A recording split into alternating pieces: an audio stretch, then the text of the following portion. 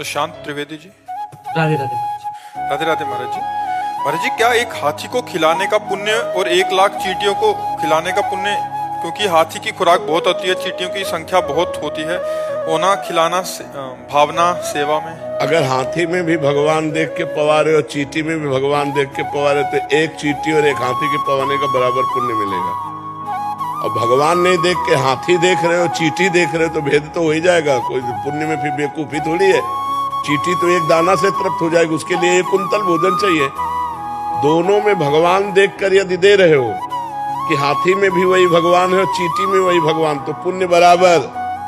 और हाथी को हाथी देखकर चींटी को चींटी देख के तो पुण्य में घाटा। हाथी के पवाने का हाथी का फल मिलेगा और चींटी के पवाने के चींटी का फल मिलेगा। बात समझ में आ रही है? निर्णायक चतुर है।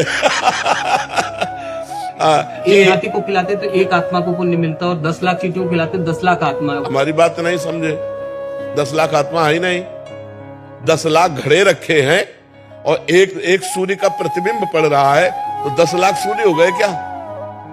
तो 10 लाख आत्मा है नहीं, आत्मा तो एक है, वो सब में प्रकाशित है। चूंकि हम अज्ञान में है ना, इसलिए समझ नहीं पाते।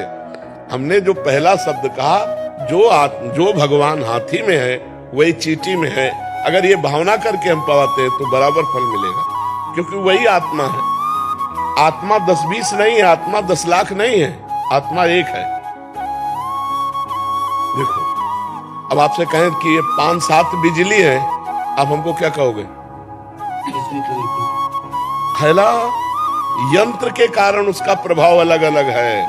हीटर यंत्र है तो गर्मी फेंक रही, पंखा है तो हवा फेंक रही, एसी है तो ठंडा फेंक रही, लेकिन बिजली बस, ये खोपड़ियां अलग अलग है, बिजली एक है इनमें। जो बिजली है इनमें वो परमात्मा है, वो एक आत्मा है, एक वाहे गुरु है, वो एक है, वो अनेक नहीं है।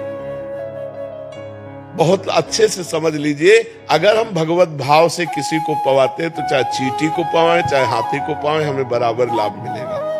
और चींटी को चींटी मान करके और हाथी को हाथी मान करके, तो फिर एक हाथी पवाओ और 2-4 अरब चींटी पवाओ, तो शायद समानता की बात जो सोची जाए। क्योंकि परिणाम है ना, वो 1 कुंतल में छकेगा और 1 किलो में लाखों हो जाएंगी, नहीं हो जाएंगी।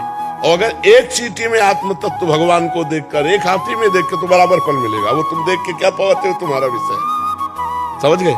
मन बहुत चंचल है, इधर उधर बार बार चला जाता है। हमेशा आपकी कृपा से नाम जप होती रहती है, पर फिर भी इधर उधर भटक जाता है। हाँ, कोई भटकने दो, उससे कोई फर्क नहीं पड़ता। मन जाने से हमारी हानि नहीं है, मन के अनुसार तन जाने से हानि है। मन हमारा कह रहा है खा लो, हम नहीं खाए, कोई फर्क नहीं पड़ा। अब मन कह रहा है खा लो, हमने खा लिया, अब फर्क पड़ जाएगा। तो मन जो कहे तो वो तो कहेगा, उसका स्वभाव है। जब तक भगवत प्राप्ति नहीं हो जाएगी तब तक वो कहेगा। तो मन के कहने के अनुसार हम क्रिया ना करें तो मन से हमारी कोई हानि नहीं है।